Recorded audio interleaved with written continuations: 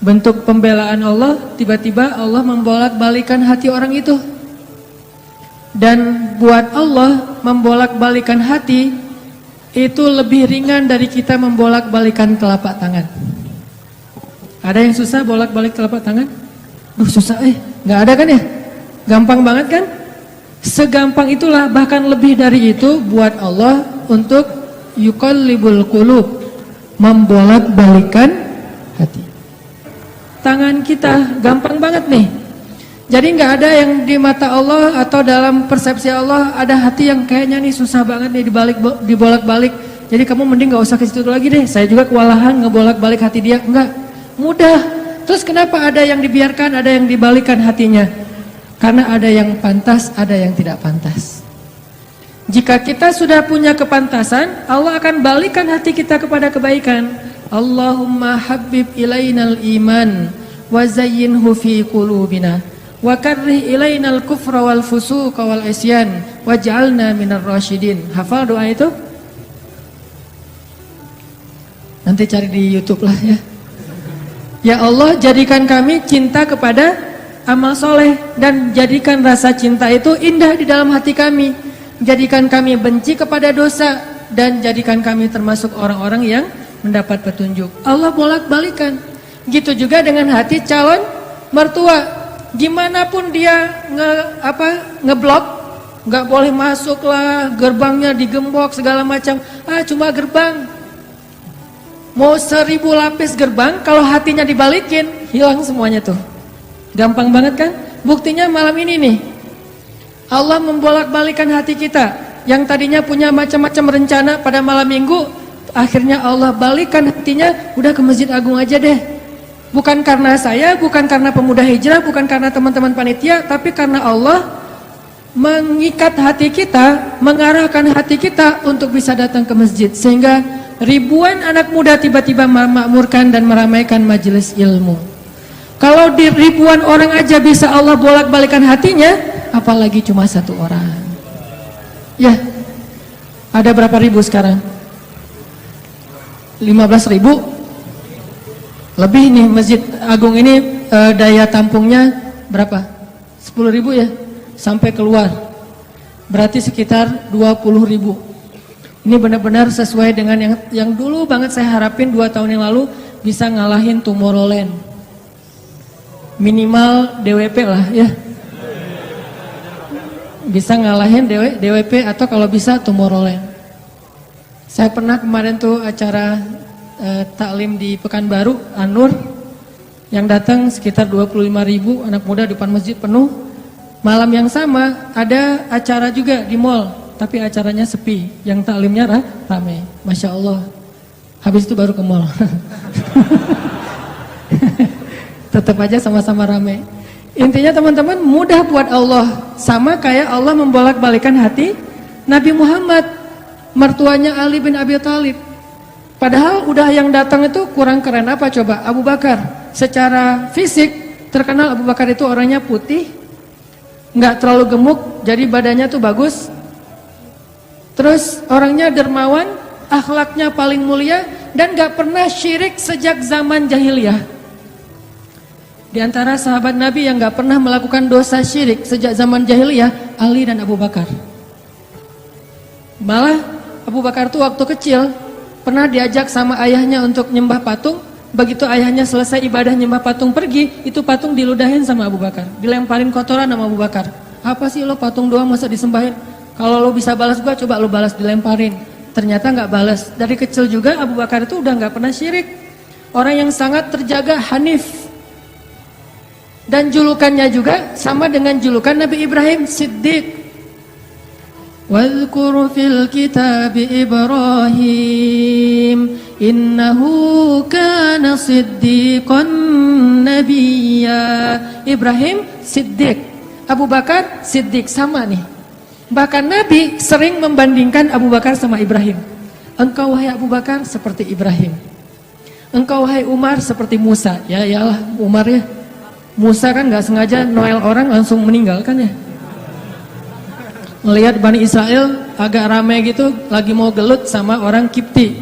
Karena Musa kasihan kepada Bani Israel yang lemah, Akhirnya dia cuma ditakol dikit lah si orang Kipti ini teh, cuma apaan sih lo meninggal, belum diginiin baru gini doang. Coba jadi kalau dulu ada ultimate fight kayaknya Musa tuh juara bertahan tuh.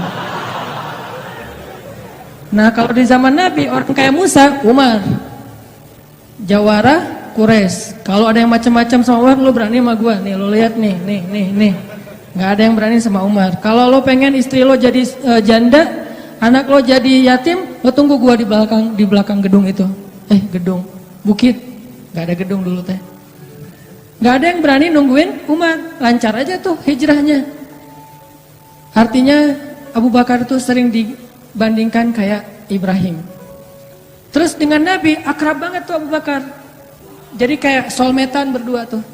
Belum dapat risalah Islam juga, Nabi itu kalau jalan sama Abu Bakar, jalan yuk kemana? Ngopi, kalau bahasa kita teh ngopi sama Abu Bakar berdua. Dari zaman sebelum Islam juga Nabi itu dalam tanda petik udah sering ngopinya sama Abu Bakar. Coba enak nggak nolak teman ngopi kita? Agak susah kan? Dia ngajak kemana? Nggak enak kan nolaknya? Ya udah gua datang gitu.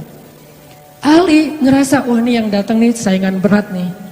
Pernah bersaing dengan orang kayak gini? Pernah, cuman sering kalah. Nggak ada saingan juga masih ditolak ya, apalagi ada saingan. Nah itu mah saya banget, bukan teman-teman. Udah biasa ditolak, pada akhirnya diterima juga. Karena saya nggak mau menyerah. Datang Abu Bakar, mau ngelamar Fatimah. Ali pas tahu berita itu, ya udahlah berarti pupus harapan. Hashtagnya berhenti aja. Udah nggak bisa ngapa-ngapain. Tidak lama kemudian setelah Abu Bakar lama di rumah Nabi terus pulang, Ali merhatiin wajah Abu Bakar nih, wajah diterima atau wajah ditolak nih. Ternyata dapat kabar Abu Bakar ditolak sama Nabi. Yes, kata Ali. Abu Bakar ditolak sama Nabi. Cuman sisi lain, Ali makin nggak pede. Kalau Abu Bakar aja ditolak, siapa saya? Bahkan lebih ditolak lagi. Jangan-jangan belum sampai di pintu juga, udah Ali pulang aja deh. Abu Bakar aja ditolak. Yang kurang apa coba? Akhlak luar biasa, agama terbaik, bahkan umat Islam paling baik imannya tuh dan amal solehnya Abu Bakar. Nggak ada tandingan lah. Mau ngelihat surganya di akhirat, orang kaya di dunia dan kaya di akhirat tuh Abu Bakar tuh. Ada orang yang di dunia miskin, di akhirat kaya. Di akhirat miskin, di dunia kaya. Kalau Abu Bakar, dunia akhirat kaya. Surganya Abu Bakar tuh dikelilingin sama Jibril. Jadi Jibril lagi pengen ngukur surganya Abu Bakar, terbang setahun. Udah setahun terbang itu baru di pinggirnya surga Abu Bakar, belum sampai ke tengah. Padahal Jibril itu kecepatannya lebih tinggi daripada kecepatan cahaya. Bayangin, udah setahun perjalanan cahaya baru di pinggir surganya Abu Bakar, belum juga masuk, belum sampai ke alun-alunnya surga Abu Bakar. Baru juga perbatasan coba. Kurang apa Abu Bakar? Ditolak sama Nabi. Duh, makin gak pede, kata Ali. Cuma gak pakai bukan orang Sunda soalnya. Gak lama kemudian datang lagi cowok keren, jawara Mekah, Umar datang. Assalamualaikum. Suaranya agak-agak gitulah. Walaupun susah nirunya, cempreng soalnya. Assalamualaikum. Waalaikumsalam, kata Nabi datang. Pas diintip sama Ali, tanya-tanya ke teman-temannya, ada berita apa nih trending topik? Ternyata trending topik di Twitter, Umar melamar Fatimah. Wah, rame lagi viral di mana-mana. Makin, aduh, saingannya berat-berat gini, nggak ada yang di bawah saya gitu yang datang, biar saya agak-agak pede gitu. Ternyata Umar pulang juga ditolak lagi sama Nabi. Ali, yes, tapi tuh gimana ya kalau Umar aja ditolak, yang paling kuat bisa menjaga Fatimah banget kan? Kalau ada apa-apa Fatimah tenang aja, ada gua. Naik motor berdua sama Umar gitu kan, zaman kita mah ya sengaja nggak bawa jas hujan. Kalau udah hujan buka baju kasih ke ceweknya, nggak pakai baju mau motoran. Cowok banget lah itu mah ya. Pulang-pulang sampai ke rumah minum antangin. Umar tuh jawarannya, Nabi kan pasti tenang banget ngasih anak ke orang kayak Umar. Keluar dia singa, di dalam dia kucing Anggora.